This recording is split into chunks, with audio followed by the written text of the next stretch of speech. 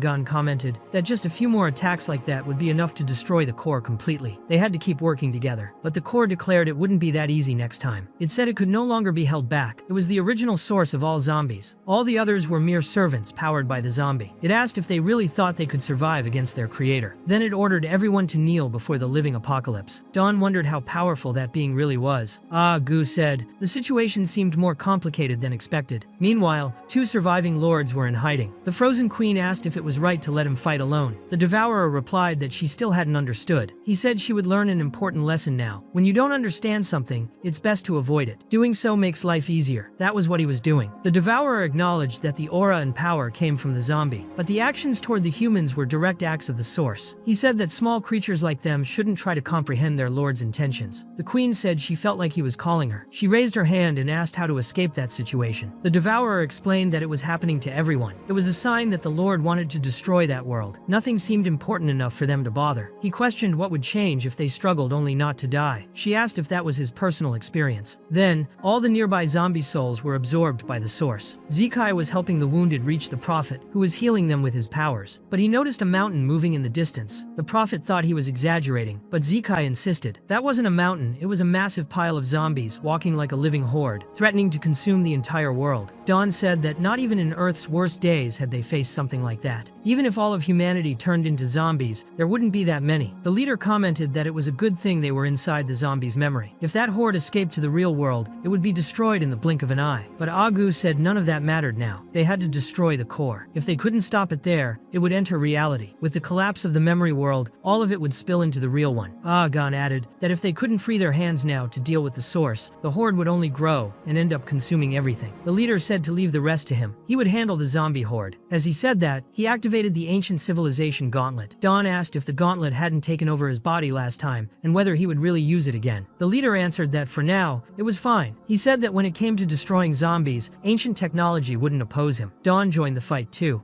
Gu used telekinesis to grab her weapon. The mission of dealing with the source now fell to Gu and Gan. Dawn and the leader would handle the zombie horde. After thanking them, the two left. Dawn still wondered whether those two would truly be able to defeat the zombie. It was hard to believe anyone could beat him, especially with that kind of power. But Violet said they could do it. That wasn't the real zombie, just an imposter occupying his body. And that imposter wasn't invincible. Meanwhile, at the frontier fortress of the Death Zone, the survivors were trying to contact the Esper Association. On the other side, there had also been many losses, but the messenger reported that an impressive man had arrived and completely changed the course of the battle. His presence had saved the battlefield. He was referring to the leader with the ancient civilization gauntlet, who was single-handedly defeating the entire zombie horde. With his energy swords, he created an impenetrable wall in front of him. The leader declared that no one should cross that wall. They were there to protect that world. Meanwhile, Violet approached using her time-stopping ability. However, her power only affected the minds of enemies, and the core had such strong psychic control that it was unaffected. He counterattacked immediately and brought Violet down.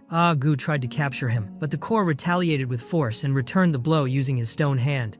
Gu had expected difficulty after all. That was his king's body. The core then cut off both of Gu's arms and tried to kill him before he could regenerate. But he was interrupted by Dawn's minigun shots. She taunted him, saying he was weak and nothing like the real zombie, incapable of using his body to its full potential. The core got irritated and pierced Dawn with a single strike. He called everyone flies, saying they seemed to be begging to die. Gan commented that killing them wouldn't be easy and kept up his rapid fire, chasing the core until they finally clashed. That exchange gave Gu the opening to attack and allowed Violet, at the last second, to stop time. She almost struck the enemy's neck. She missed by only a finger's length. The core declared her chance was gone and that it was over. A storm of malevolent power engulfed Earth's atmosphere. Gan acknowledged that his king's power was absurd. Violet said that although they hadn't finished him, the attack had been a success. She had torn off the core's arm. At first, she had aimed to cut off his head, but had to settle for an arm. Dawn said he must be furious, it showed on his face. The core reflected that he never imagined being injured by a toy he had created himself. He thought the zombie's body was much more durable. Dawn announced they'd strike again, and that another hit like that would be the end. But as she said this, she coughed up blood. Violet warned that she had already surpassed her limits and couldn't take another hit in that state. Gu remarked that with the core now missing an arm, its combat ability had dropped. Gan said just a few more attacks would be enough to destroy him, but the core replied that he didn't care about that body. He was just having fun with the zombie's power, and since he had grown bored of it, he decided to take matters into his own hands. That's when he revealed his true form. He was the original source of all zombies, an entity without a body, without a shadow, immortal and indestructible. Gan understood that facing the core's true form was like facing the king himself. But then, a voice echoed from inside the zombie's body. It was the zombie himself, awakening. The zombie complained that the core came and went as he pleased, calling it rude. He said losing an arm was no big deal. He could make up for it with two more. He asked the core to remain obediently inside his body. The core questioned whether he truly couldn't escape. It was explained that when the mechanical civilization collapsed, the zombie awakened his sixth form. At that moment, he was punching both Gan and Gu, saying it was his celebration party for returning. Gan said he was glad to have him back, but thought the celebration was over the top. The zombie replied that both of them seemed weaker than he remembered, and asked if something had gone wrong during their resurrection. Gan said maybe it was just that the zombie himself had gotten too strong. Someone mentioned the state of Vermint, who had been the last zombie king, and was now completely destroyed. The zombie didn't like the tone, and demanded that they refer to him as Great King, with proper respect. He asked if they were looking to die.